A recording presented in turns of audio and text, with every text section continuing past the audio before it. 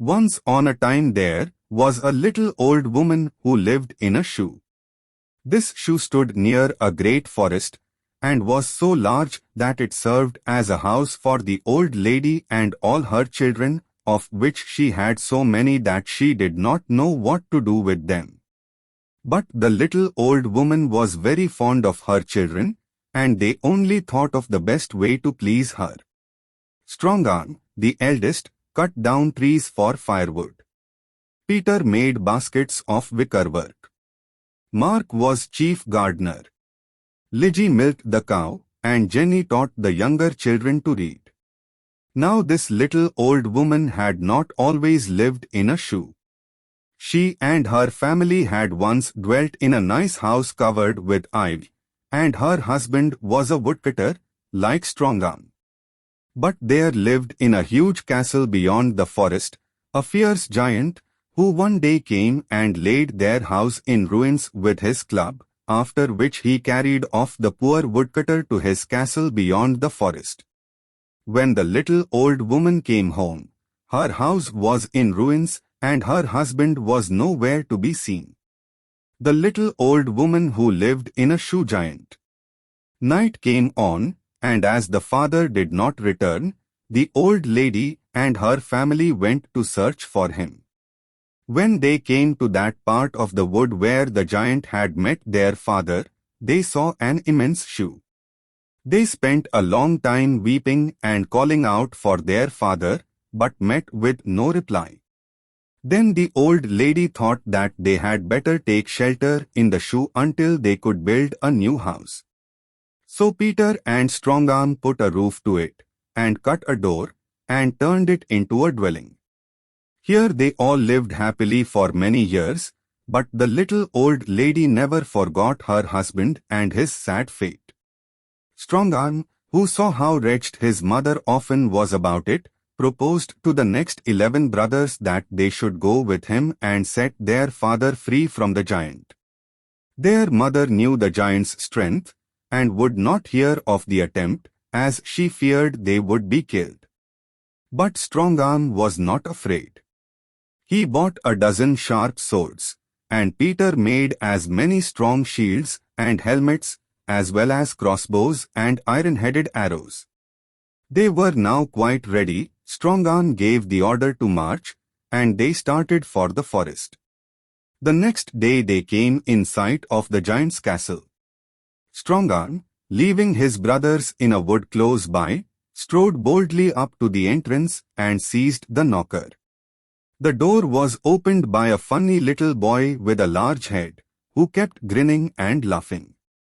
The little old woman who lived in a shoe. Strongarm then walked boldly across the courtyard, and presently met a page, who took off his hat and asked him what he wanted.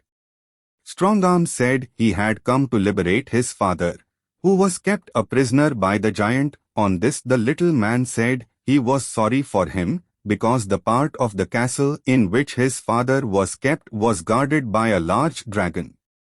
Strongarm, nothing daunted, soon found the monster, who was fast asleep, so he made short work of him by sending his sword right through his heart, at which he jumped up, uttering a loud scream, and made as if he would spring forward and seize Strongarm, but the good sword had done its work, and the monster fell heavily on the ground, dead. The little old woman who lived in a shoe dragon. Now the giant, who had been drinking much wine, was fast asleep in a remote part of the castle. Strongarm had no sooner finished the dragon, than up started the funny little boy who had opened the door. He led Strongarm round to another part of the courtyard, where he saw his poor father, who at once sprung to his feet, and embraced him. Then Strongarm called up his brothers, and when they had embraced their father, they soon broke his chain and set him free. We must now return to the little old woman. After her sons had started, she gave way to the most bitter grief. While she was in this state, an old witch came up to her, and said she would help her, as she hated the giant, and wished to kill him. The old witch then took the little old lady on her broom, and they sailed off through the air, straight to the giant's castle. The little old woman who lived in a shoe witch. Now this old witch had great power, and at once afflicted the giant with corns and tender feet. When he awoke from his sleep, he was in such pain that he could bear it no longer, so he thought he would go in search of his missing shoe, which, like the other one he had in his castle, was easy and large for his foot. When he came to the spot where the old lady and her children lived, he saw his old shoe, and with a laugh that shook the trees, he thrust his foot into it, breaking through the roof that Strongarm and Peter had put to it. The children, in great alarm, rushed about inside the shoe, and frightened and trembling, scrambled through the door and the slits which the giant had formerly made for his corns. By this time the witch and the little old lady, as also Strongarm, his 11 brother and his father, were come up to the spot. Strongarm and his brothers shot their arrows at him till at last he fell wounded, when Strongarm went up to him and cut off his head. Then the father and the little old woman and all their children built a new house, and lived happily ever afterwards. The little old woman who lived in a shoe end.